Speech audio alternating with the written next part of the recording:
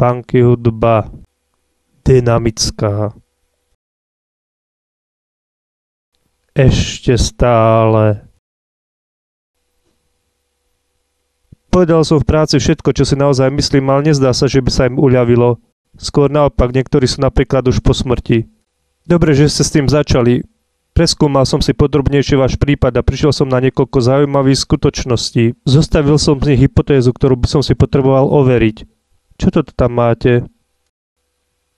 Myslíte toto? Ešte ste nevideli zle nakreslenú krysu? Mám ju tu kvôli jednému pokusu.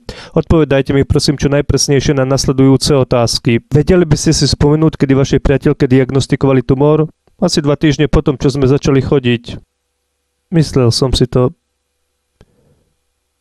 Podľa záznamov vo vašej zdravotnej karte ste pred pol rokom ležali v nemocnici spolu s ďalšími 3 pacientmi. Viete, čo sa s nimi stalo? Nie. Všetci 3 zomreli na tumor. No a? Aké máte vzťahy so spolužiakmi zo strednej školy? Po maturite som nikoho z nich nevidel. Ani ste nemohli. Všetci zomreli. Tumor. Kde sa vám to zdá zaujímavé? Vaša krysa.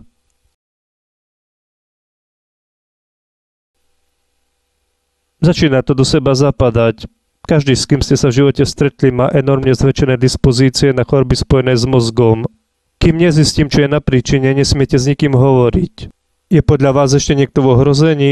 Hovorili ste s niekým dlhšie ako 5 minút? Nie. Vlastne... Masakra. Hudba nie je funky, niečo také bojové, rázne. Čo je ti?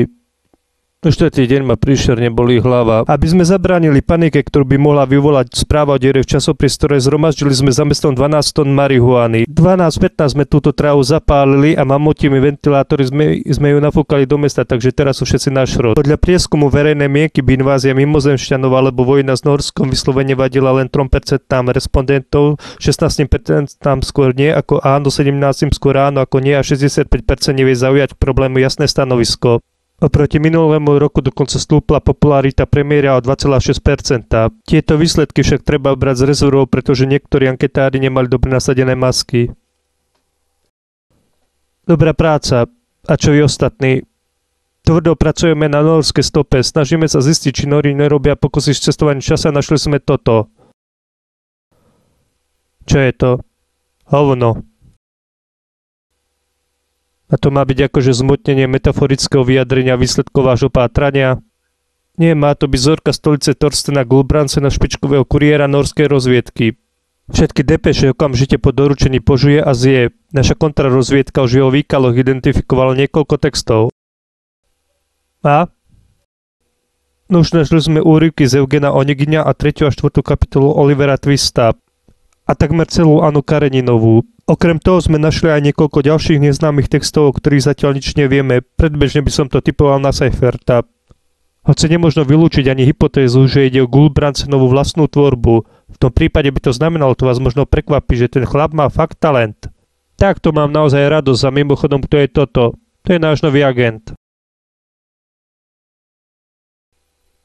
Ktorému idiotovi napadlo brať do tajnej služby trpazlíka. To bol náš nápad. Mysleli sme si, že agent, ktorý sa podobá na dieťa, môže nepriateľovi vzbudzovať otcovskú nehu. Podľa našich testov je taký roztomilý, že by si ho mohol adoptovať aj nejaký norský generál. A nemal by sa predtým oholiť? To nám na ústredí nenapadlo. Nastolím to na najbližšom zasadaní. Vypadnite s tým hovnom. Ako ďaleko sme na tom s preverovaním teórie o mimozemskej invázii?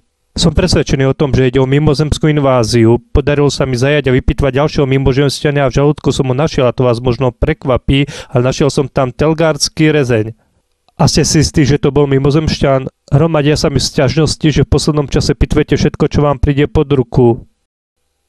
Dokedy chcete spochybňovať vedu, mal všetky charakteristické črty mimozemšťana a mal ústa, oči aj uši. 3? Čo je to za blbosť? Na čo by mu boli 3 uši?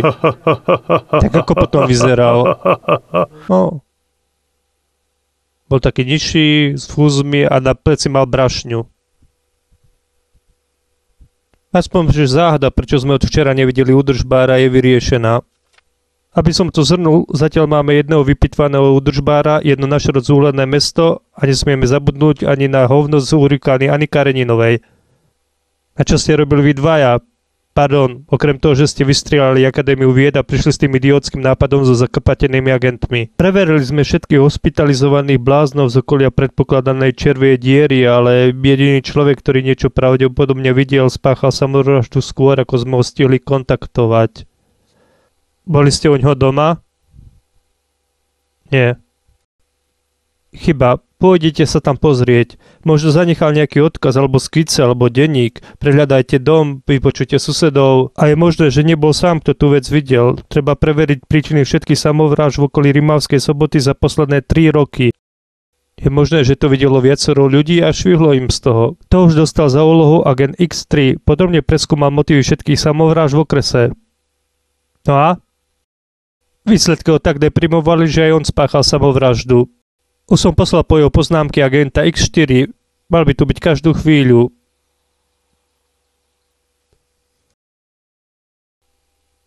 Zdá sa, že už je tu, ale nevyzerá, že mi bolo veľmi do reči. To už hľadám stačilo. A vy dvaja mi odozdajte svoje opasky a choďte preveriť dom toho obeseného blázna. Prehľadajte dom a vypočujte susedov. A čo vy ste tu na okrasu? Áno. Na ne skončíme. Aby som nezabudol, všetko, čo sme si tu povedali, spadá pod najprísnejší stupeň utajenia. Dúfam, že vám nemusím pripomínať, čo to znamená. A pred veľkou potrebou si skontrolujte, či nemáte v mysle Nóra a nie, že zase zožiriete len zápisnicu a podklady necháte tak.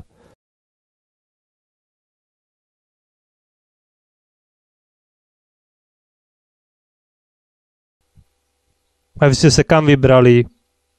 Na rande? Ak to zožerie fólie z meotára. Vravel som, aby ste pred zasadaním nejedli sladké.